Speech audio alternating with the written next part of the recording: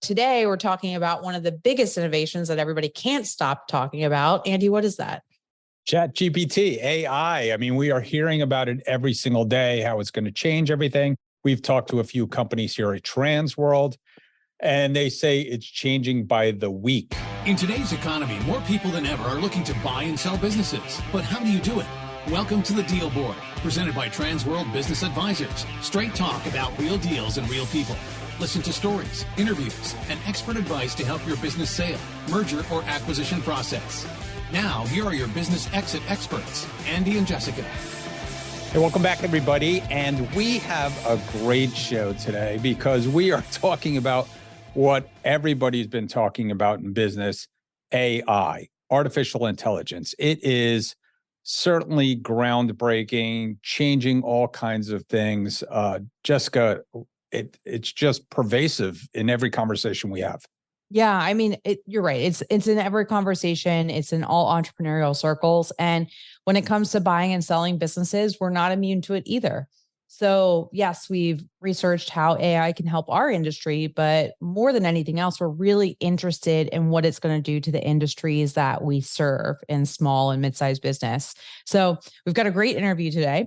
We have David Webster, who is joining us from Body Vision Medical, and he's going to tell us what's going on with AI and robotics in the medical world, kind of as like a case study to look at one industry and what type of effects that it has on it. And we also have someone from your team as well that's joining us. Yeah, Mike Shea.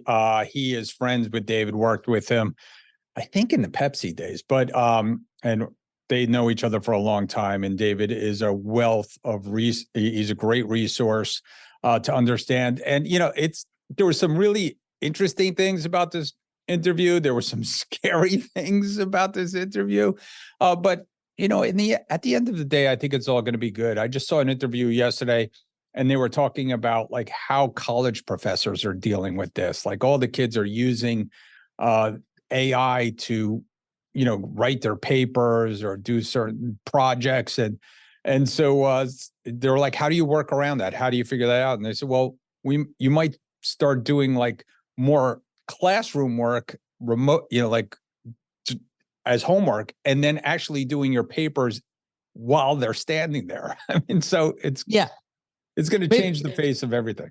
Maybe they might have to go back to actual class to do their papers and do their homework. But yeah, and Mike Shea brought up a good point in our interview today. It's our interview that we're going to run. It's like the early days of the internet, right? We don't really know how this is all going to shake out and affect business, but we do know it's going to be a big game changer. And at the Deal Board, we do talk a lot about buying and selling businesses, but we also try and bring you value for your businesses. So what the latest things that are going on that can affect your business operations today or the value in the future. Yeah, it was funny. Mike keeps referring to the movie Jaws, and that the shark is bigger than you think, and we're all going to need a bigger boat. So yes. It's a great analogy when talking about AI. And yeah, this is a very interesting case study. I'm sure we're going to have more. Yep. Well, let's jump into it. Transworld Business Advisors is the world's largest business brokerage and mergers and acquisitions firm with over 500 brokers in nearly 200 offices worldwide. Transworld's team handles thousands of business sales every year. To be connected with a qualified business broker or learn more about the buying and selling process, visit tworld.com/the deal board or call 888-719-9098. Hey, Andy, do you know what time it is? It's time for our Deal of the Week. Deal of the Week. Sold. Welcome back, everybody. And it is Deal of the Week. And I have John Fullerton here. And John, you have a nice deal. I do. I've been working on a veterinary clinic, and it's really interesting. It's not an easy type of business to sell, especially when you have a sole practitioner type of running the business. And but it has a great deal of potential to grow. And it's ended up becoming now a stock sale, which is an interesting conversion. And of course, in Nebraska, we already had an exemption for us to do these, but now it's been, of course, on a national level approved on the aggregate level so that business acquisition brokers can then help people to do a transaction, even it's been changed from an asset type of sale to a stock type of transaction, but we're not actually stock brokers. And so that's not what we do. Right. But it had some interesting implications. So the reason that usually we see this going on, I think, in a lot of cases, was related to healthcare, licensing types of issues, approvals, also other types of government regulations. It's a lot, I think, easier for them to then do a stock type of transaction, so they don't have to go back and have the new LLC, which is doing business as the new business owner, then have to go through all these approval processes, which could be a timely thing that may take months or even a year or more to do. So a stock transaction can be a good and clean way to quickly and with a lot less hassle be able to then effectuate that transition. Right. But one of the really interesting things that I found was that the seller asked his accountant about what his tax implications would be, and being 65 years old and retiring. And this is actually a pretty small transaction. It was only $200,000 that, for the business itself that they were looking at. And the tax professional came back and said, it'll save you more than $20,000 by making it a stock transaction. Yeah, versus capital gains versus ordinary income. So yeah, it sounds 15% versus 37% top income type of tax brackets. And again, that's what we sell a lot. We sell those businesses that are tough to sell. We're good at that, right? Exactly. So, John, if anybody else wanted to get in touch with you in Omaha, what's the best way to get in touch with you? John Fullerton with Transworld Business Advisors in Omaha. My phone number is 402-213-9945. And you can email me at jfullerton@tworld.com. Sounds like good deals for good people. All those people retiring, give us a call. Right on. Thank you very much, Andy. Welcome back, everybody, to the Deal Board. And this week, we're doing an interesting follow-up episode. If you remember a few episodes back, we talked about retirement and specifically some of the interesting demographics that are going on with the changing of business ownership from the baby boomer generation to Gen X, millennials, eventually Gen Z, and all of the innovation that's going to be coming to these small businesses across all industries. So today we're talking about one of the biggest innovations that everybody can't stop talking about. Andy, what is that? ChatGPT, AI. I mean, we are hearing about it every single day, how it's going to change everything. We've talked to a few companies here at Transworld, and they say it's changing by the week, probably by the day. So we are going to see, Gen Xers, when they replace the baby boomers, bringing in all kinds of upgrades and innovations into businesses. And I think a lot of that it's going to be driven by AI, data, harnessing of software. I think we're just going to see a whole different ball game. And, Mike Shea, who's with us, Transworld Business Advisors of Central Florida, who is a tech nerd as well as we both are fans of trying to keep up with what's the latest and greatest, reading articles. And Mike, you have a guest with you to introduce us to some of these topics. Yeah, so I am, in addition to you and I banging around information on tech, my good friend Dave Webster. Dave and I have known each other for going on, I believe it's 30 years. We were both young lieutenants out in the Army 30 some odd years ago. Dave stayed a little bit longer than I did, but had gone and journeyed into medical device tech. And that world has kind of been on the forefront. And he lives up in the Massachusetts market. He's currently CEO of Body Vision Medical, which is a medical device a tech startup. So he's got some insights from both his own world and the world of, that's a bunch of smart people up in Boston. So. Well, welcome to the show, Mike. And David, also thank you for joining us. Mike gave you a little bit of an intro, but tell our audience a little bit more about yourself and kind of the current world you're playing in related to medical devices and AI. Just a quick overview. Yep. So I've been in the med tech world now for a little over 25 years and have been in medical imaging, a variety of medical technology. And most recently, I took over as CEO of Body Vision Medical. I was very excited to transition to Body Vision, principally because it's in the AI space. And I could tell you the two fastest growing markets in med tech at the moment are robotics and AI. And while they're two silos today, I believe they're going to converge very rapidly in the coming decade, not only in medical, but in many, many different facets of business. It could be manufacturing, but the way forward is robots controlled by AI. So I've had the pleasure of working with this AI company and doing some collaborations with robotics companies. So I'm right in the mix of it right now as it's evolving. It's very exciting. That's incredible. And I think today will be really interesting because when we talk about robotics and AI, there's so much happening. Like Andy said, it's changing by the day, by the week, probably by the day, right? But looking at a specific industry like med tech, like medical devices is an interesting case study because then we can narrow on something that's actually happening in a field. And like you said, David, is probably transferable to other industries. But I think the case study will be really interesting. So while we're focusing on the medical world today, I encourage all of our listeners to listen through this interview and think, how could this possibly influence my industry? And maybe it'll be something that'll allow you to be on the cutting edge for your business. So let's jump in and let's just talk about some applications. David, where's like the easiest or the first application that you're seeing AI influence the med tech space right now?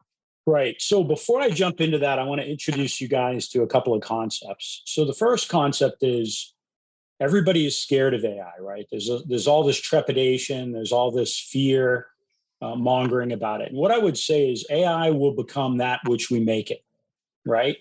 So if we teach it to be a military tool, if we teach it to be a weapon, if we weaponize it, if we teach it to do nefarious things, it'll do that. So it's well within our control to control the AI. That's the first thing. The second thing I would say to you is there's an interesting term that not many people have heard about, and the word is called polymath. It's exactly what it is, Polymath. And what polymath is, it comes from the Greek, and it means having learned much. So one of the things that AI is going to do is it's going to turn many people into polymaths. And an example of a famous polymath would be Benjamin Franklin, right? Which means it's a person who is an individual whose knowledge spans a substantial number of subjects. And because they have this general knowledge, this expansive knowledge, they can draw on that knowledge, those complex bodies of knowledge to solve specific problems. So a visual representation of this would be the movie Iron Man. And in Iron Man, Tony Stark interfaced with an AI, Jarvis, and they would sort of have a conversation. And what Tony brought to the relationship was the imagination and the out-of-the-box thinking. What Jarvis brought was the immediate calculation of data. So as Tony Stark was verbalizing what he was thinking, the AI was chucking in all the data. And that's really, what AI is going to do for us. Now, to answer your question more specifically, what are the 5 areas that I think, or 4 areas that I think that AI are going to assist mankind? Well, first of all is data analytics. And I'll dig a little bit more into that in a minute. Then there's personal use. So first is data analytics. So it's analyzing large bodies of data and cross-referencing it and providing correlations, right? So in medicine, data analytics can be used to create personalized medicine, predictive analytics on how disease states are going to evolve, medical chatbots to where people can talk to it, disease diagnosis and prognosis, and medical imaging, where the AI is just voraciously consuming data and putting things together. Data analytics is one. The second one is personal medicine. Personal medicine is going to explode in the United States. People are obsessed with their health, right? They're obsessed with living longer. So you're going to see companies come forth with virtual health assistants, which give people advice, As I said, the medical chatbots where people can say, I have this, this, and this. What do you think it is? Health monitoring wearables. I'm wearing a health monitoring wearable now, the Whoop device, which gives me personal telemetry. Andy, I see you got your ring on. Drug adherence and compliance. Hey, don't forget, you got to take your medicine. Oh, don't forget, this is your dose. And then mental health. There's going to be a lot of analysis to predict when someone is having a struggle just by looking at their patterns. So data analytics, personal medicine, health operations and resource management. This is going to help any business owner, which is going to provide constant analysis of data for the people who run businesses to make sure they're doing the right thing, that they're making the right decisions in a timely manner. And then, of course, you're going to have robot assisted procedures, right? Where the robot is guiding the human, or in the future, the AI is guiding the human, or the AI is driving the robot and the human is supervising the procedure. I think you're going to see that in a lot of different areas. So those are the four main areas that I think you're going to see, which I think are applicable to virtually any business, if you think about it. Yeah, I've been seeing a lot of this kind of thing. My brother's an M&A attorney. He does a lot of work at Mass General.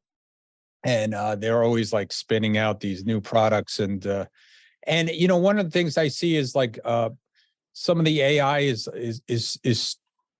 basically personalizing some of the medicine, you know, and we're seeing more and more of that where the medication is specifically for you. And I saw this recently with somebody who it was either a hip replacement or a knee replacement, and said, I didn't know that the failures or the side effects of the success of knee replacements is actually pretty low. But with the new AI and the new ways that they could actually make these knee replacements perfectly fit the recipient, it's so much more successful. And so I think we're going to see more of that, like you said. And I mean, it excites me. And I saw a report where diabetic doctors were actually mapping their patients' movements and can tell whether or not they needed an adjustment of their medication based on their activities or how far they would venture from their home. So I think we're going to see more and more of that. Do you have any specific clients that are like working on things right now that you could tell us, actually? Well, AI is exploding. So, one of the things you talked about was customized implantables, right? So that's a big one where they can take a digital image of a bone, for example, and they can 3D print with the help of an AI. They can 3D print an exact replica of what they're removing, the degenerative bones with something else. The number of, in my personal opinion, medical imaging, the radiologists will be replaced in the next 10 years. And that's to say that the AI will be able to look at more images faster with greater accuracy than a human can, right? So anything that's being analyzed or looked at, the advantage the AI has is once that it's taught, it doesn't forget. That's the first thing. Secondly, it doesn't suffer from fatigue or distraction. It moves very quickly. And at some point, it's going to have seen virtually everything, right? So there won't be anything for it to teach, anything to teach it. So it's really going to transform, in a lot of ways, a lot of the things we do out there. I think that what it can do in terms of personal health is pretty amazing, where we're talking about the ability to this is where things like genetic pharmacology really come into play, which is to say that they start collecting data on the performance of drugs and correlate it with a person's genetic code. And then in the future, when you go in and you have a disorder, say epilepsy, and they're trying to determine which drug to use on you, they can look at your genetic profile and compare it to their pharmacological database and eliminate 2 or 3 drugs that'll fail to deliver the right efficacy. And this is a huge thing because, these drugs come with side effects. They come with cost. So if they can really dial things in and go, okay, there's 20 drugs for epilepsy. These 3 probably have the highest probability of success with you, and these 5 will have absolutely no effect. That'll really change the way medicine is. It's going to make medicine more scientific. It's going to make a lot of things more scientific just by looking at the data. That's all like really exciting stuff, because the medication side effects are real. There's a lot of situations where people don't get treated fast enough because of, you mentioned radiology, right? But not always can you get in and get the appointment that you need to. I know I just read a study on the mammograms radiology, and now that they can do this sticker and the AI can read it like that. And it can be, like you said, way more accurate than anybody that was sitting in that office. So it's really exciting. And Mike, I think one thing you and I were talking about last week that's really interesting is that when AI first came on the scene, and robotics, and we were talking about this years and years ago, not just the recent explosion in the last year, is at first we thought it was going to be used mainly to amplify blue collar type businesses. And really what we're seeing is it's amplifying these careers in these businesses that have really high levels of education. And medicine, you don't get higher than that. Like, it's one of the most complex careers you can have. So if we take a step back and we think about, like, from a business model perspective in medicine, Mike or David, what do you think the major, like, business level problems that AI is going to help resolve in the long term, or robotics? I mean, let me weigh in on that one. My wife is a hospital administrator. My father was a doctor. So I'm a little bit more in the nuts and bolts of how those facilities run. I had to listen to the drama. And of course, I've got a geriatric mother where we spend regular time at the ER. But if you think about it, we've been collecting medical data on people digitally for going on a quarter of a century. So, it's all in the data. You think about everything from triage, how long it takes you to get from the door of the ER till a physician sees you, to the consults, to the speed and time in a facility. My mother had a recent trial that was kind of challenging with some infections, and 6 doctors really couldn't figure out how to stop the infection. Not that they were doing anything wrong. It was just, okay, let's try this relative to all the pharmacology that she was taking and her condition. They were, uncharted waters with an 87-year-old woman with all of her complications. And I just think that the AI is going to be a tool in their hands that will help them make better judgment calls. Dave nailed radiology. We had a ophthalmology appointment this morning where the doctor, as he was scanning, was joking that his business will be gone in 10 years.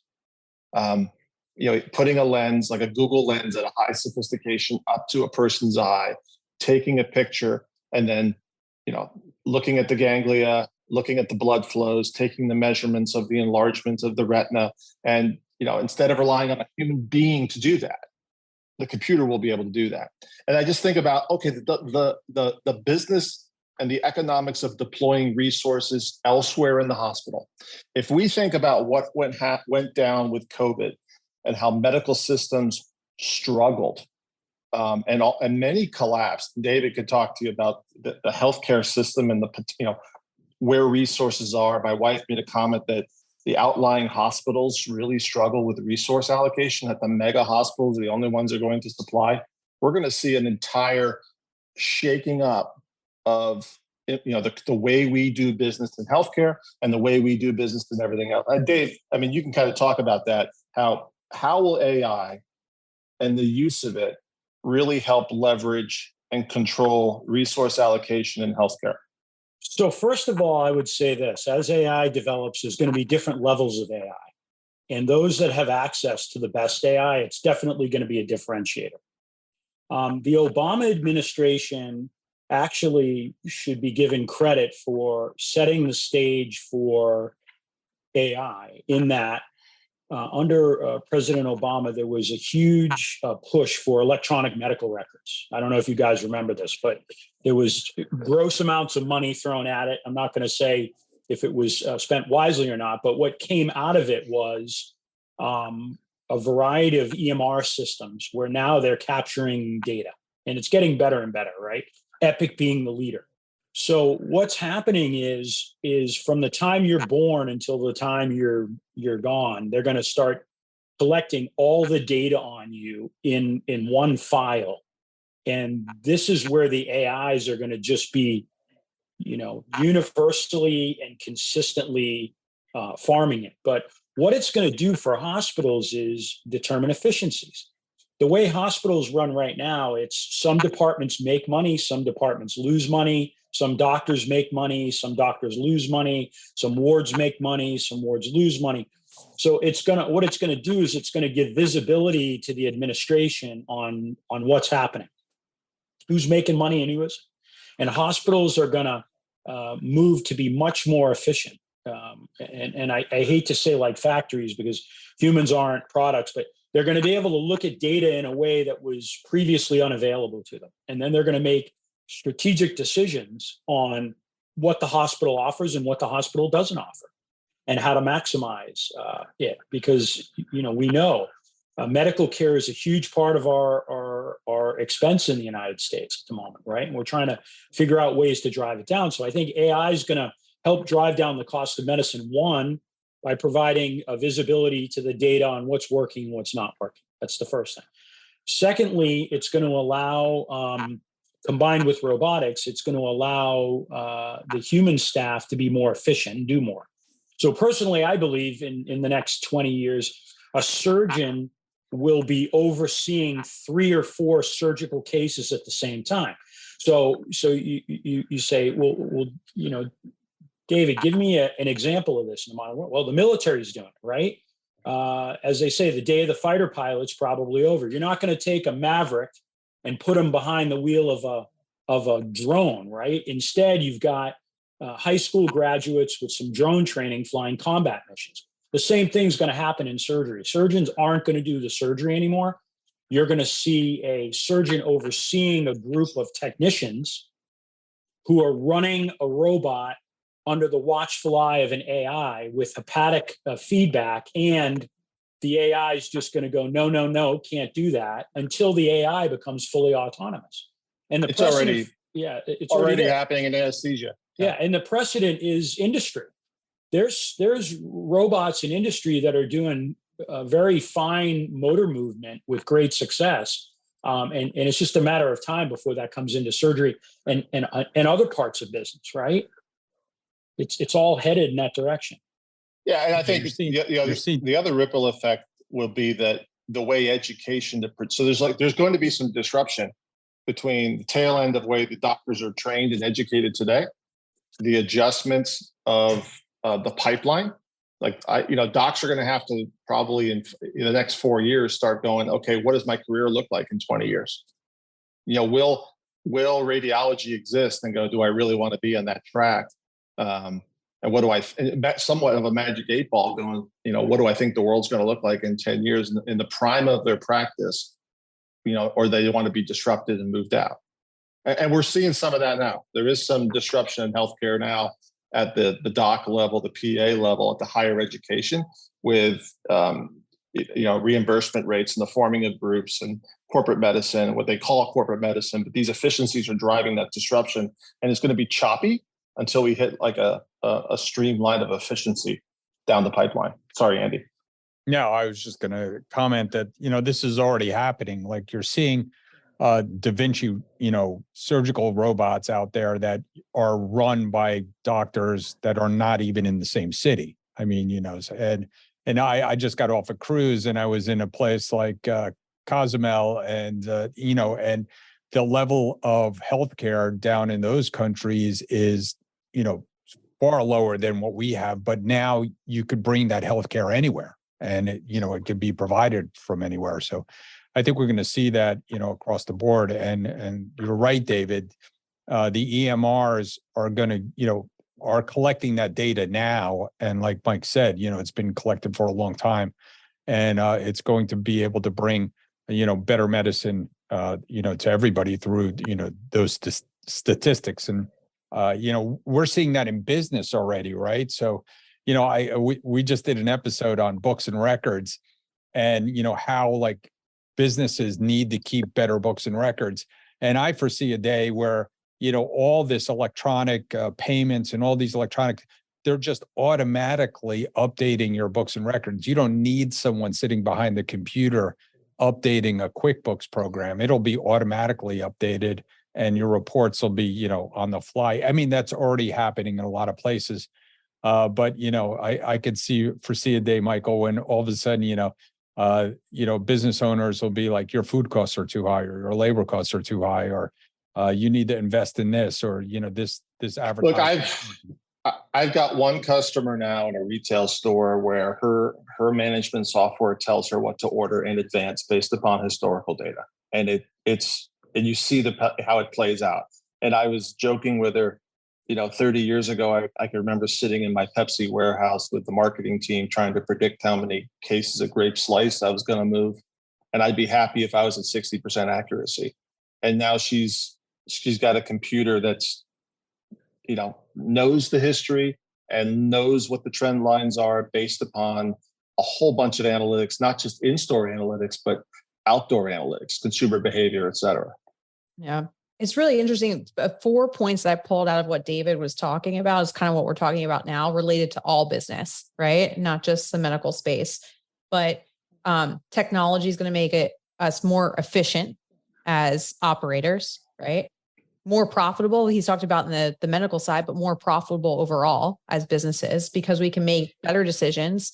And then the resource allocation piece too, right? Assigning resources to work on strategic problems, diversification of solving problems, like Andy mentioned, bringing better medical care to all versus just some select. But if we think about how that applies to all business, and even small businesses, the opportunities with AI and robotics really are endless. Oh, no doubt. No doubt. I think one of the challenges we face is, Dave alluded to it earlier, people are afraid of it.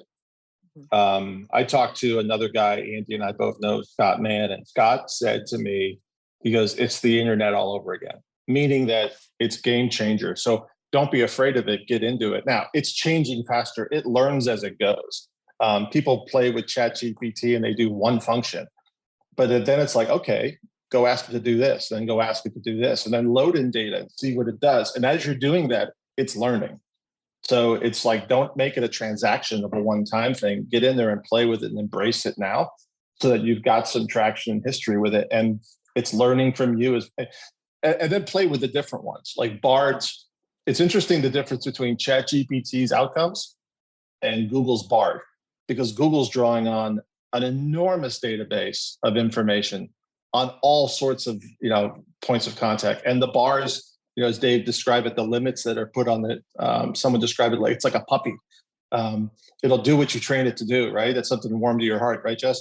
But, there are limits to what it can do. And there's always a person there that's controlling it. But Google's got a much wider swath of data.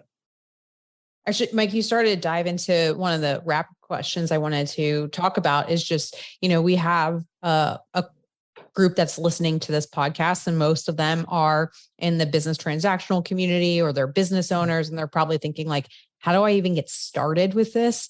What would be everybody's piece of advice of like, this is just the one thing you can do in terms of taking action after hearing this conversation? Are you asking me relative to what we do? Yeah. And then, we'll go to David next, and then Andy and I can wrap up. Well, David has some insight on it because his mother was a wildly successful real estate agent, rented me my first condo in Boston. But, it's sometimes it's play with it, just download it. I subscribe to several newsletters. So I kid you not, every day there's a new platform, every day. And I download it and play with it before I really start my work day. And I just I think about them and go, how can I use them? How do they parallel? And then I spend some time looking at other industries that are close to us or close to what we do. I look at how does AI impact real estate? I look at the financial markets, how are they using it? And then I talk to people in wildly divergent industries just to see how they're thinking, smart people who are deep thinkers in their industries. Like, I'm fortunate to have a colleague and a friend like Dave where we can dig into this and go, what are you doing? And his world is so much more advanced than the finance people world. He lives in both. He's having to raise funds, get money, play the market, and yet deal with technology and about what will be in the next 10 years. And he's always been a strategic thinker. So if you find people in your life who think strategically, peck at their brains and they're going to, just throw information at you and digest it and chew on it. That's my 2 bits on that. I agree. David, what do you think? I think so much of a business surrounds awareness, and the internet is where it is, right? We're seeing it. The younger generations get everything from the internet, right? So to me, if you're a business owner, whether you're a company like ours or a small shop, you've got to use AI to help drive awareness of your business on the internet. And you can do that a couple of ways. One is learn how to take advantage of the platform's AIs to get you out there to as many people as you get. A lot of them are pay and play now, but there's still some that are free. The other thing is make yourself look like a subject matter expert in the area you are. And this is where ChatGPT and some of these others can just drive content for you that makes you sound, as we say up in Boston, wicked smart when you're not wicked smart, right? Like you can say to ChatGPT, hey, a subject in whatever business, and it in a second puts together this information that you can sort of put out for consumption on your blog or your mail to your customers. So I think if you're any business owner from small to large, use AI to develop your ground game. And your ground game is getting the word out about your business, whether it's on LinkedIn or Google or whatever the platforms are. And the way you can learn about it is the good old fashioned way. You go on YouTube and you watch content creators explain to you how to use it, right? And then you implement it. That's the fastest way you can get access. I saw an interesting drawing the other day. It had a mountain. It was a drawing of a mountain, and it said, and at the top it had knowledge, and it said our grandfathers, and there was a trail up the mountain, and then it said our fathers, and there was a staircase, and then it said us, and there was an elevator. Which means the access to knowledge is so easy. You just gotta do the research, right? You gotta look. And as AI gets better, establishing a relationship with it. And I'm going to tell you, there's a new thing coming out called iFriend, where an AI is going to be your best friend on your phone. It's going to be a personal assistant. So we have Siri sort of interactive, Alexa. Well, imagine if that thing gets more personable and starts talking to you proactively. Instead of you asking it, it starts asking you. That's the next step in AI. But to circle back, learn about it and implement it as quickly as possible for advertising and awareness of your business. I'm just imagining that new AI having my wife's voice or something. That's actually a whole different thing. They're working on, they already have one of those hologram things, right? Where they can recreate people after they've passed. So, yes. Yeah, I think there's going to be a lot of, great stuff for business owners. And personally, we're seeing it already. You talked about some of the things that we're already using to track. I held up my Aura ring. There's so many good things for business owners. And like you said, Michael, I think it's just, you just got to jump in and start learning. And I love the old fashioned way, YouTube. Yeah. Right. Now the old fashioned. Yeah, I thought it was, the conversation has been really interesting, but, two things that you guys kind of both said is you're setting aside time to do this research. So my husband calls it thinking time, right? But when you're working in a business, sometimes we all get caught heads down and we don't look up to see what's going on around us.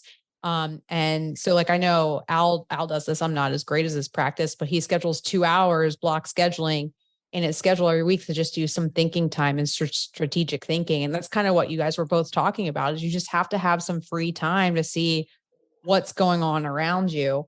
And then the other key thing that I kept hearing is data, right? We talked a lot about leveraging data and things like that, but we know in the business that we're in that not every business owners taking advantage or capturing the data that they're going to need to be successful in some of these technologies in the future. So I know it's been a big push for the last couple decades of collecting data on customers, but I think now it's trying to get efficient with it. Jess, I just thought of something. I'm sitting here and I know we collect data. Like every time someone contacts me, I collect their data and I tag them to a business. And I don't know why I've not done this, but I'm like, okay, maybe I need to download every industry type somebody's looked like and then why they didn't buy. Why, if I was a realtor, why'd they buy this house for this house, and start uploading the reasons why. And they go, okay, how do I solve that? How do I solve the obstacle that prohibited the sale? And we don't have the time, that's not solved in a block of Al's back end time or thinking time. That's okay. Let the computer figure out what's the data saying and give it to us. Kind of the Tony Stark. Hey, Jarvis, tell me why. Got it. Now I can move on to something more strategic to get us out of the grind and into the strategic decision-making cycle is something that I think AI is going to do if we're smart about it. But we've got to give it the problem to solve, right? By collecting and having the discipline to collect the information. Some industries are on top of that. Some industries aren't. We've been leading forward in the saddle on that in our own world, but a lot of our competitors don't. They don't know why. And just to jump on Mike, right now, the people that are using the difference between the people using AI and those that aren't is small. In another 2 years, the gap is going to widen because you're going to clearly see, wow, this person has got it all dialed in. Everything is tight. They're on top of it. And what's up with this guy? And the difference is not going to be in their intelligence or their aptitude. It's going to be the utilization of the new tools of the AI. It's going to cause people to pull way ahead and just leave others in the dust. And if you don't do it, you're going to be an unfortunate statistic because that's what's going to differentiate. Agreed. On that, maybe we'll close on that. It's not super positive, but hopefully it's motivating. But I do think at the end of the day, there's just it goes back to there's so much opportunity for this to help business and society to move to higher level strategic thinking. You just got to be leading the curve. So David, Michael, thank you both for joining us on today's show. I hope it was helpful for our listeners. Andy, I took a lot away. Did you? Yeah, I did. And it's incredible. I know what I'm going to be doing at night now. Just keep watching YouTube and playing with AI. I think it's really something that we all need to pay attention. I've been talking about it for years. I actually named our CRM Store Your Data because I do believe you need to store your data even if you don't know why you're storing it. So great job today, Mike and David. Really appreciate it. Thank you both. Thank you. Thank you. Hey, Jessica, you know what time it is? Money time? Almost. It's time for Listing of the Week. Hey, welcome back, everybody. It is Listing of the Week, and I have Dan Walkowski here from Transworld Business Advisors of Portland and more. That's right. Exactly. And you have a really nice listing. Yeah, we got a great business. It's an outdoor store. It's been around since 1945. They focus on river running, camping, tactical gear, and the owners are getting ready to retire. So it originally listed earlier in the year for $2 million. The owners are motivated but not desperate. They lowered it to $1.5 million. So it generates about $540K of cash flow. Nice. There's inventory included in that price, about $200K of inventory, and it's 14,000 square foot warehouse over 2 floors. And it's a great business. The new owners can come in and kind of give it a refresh, 2.0 of the business. It could use to grow e-commerce and kind of modernize the way they market. But it's a great business overall. I love businesses that have been around for a long time. It's hard to really go wrong if you buy a business like that. Yeah, it's been a good one. It's been a good one to land. So now I just want to help them sell it. Excellent. Well, if you want more information, what's the best way to get in touch with you? So Dan Walkowski, D Walkowski at tworld.com or direct 503-880-8970. Excellent. Thanks for coming in. Thanks, Andy. Thanks for tuning into the show today. If you like the podcast, share it with your friends on social media. And don't forget to subscribe and leave us a review on your favorite podcasting app. If you have questions, would like to appear, or have suggestions for topics for the show, get in contact with us through our website, thedealboardpodcast.com.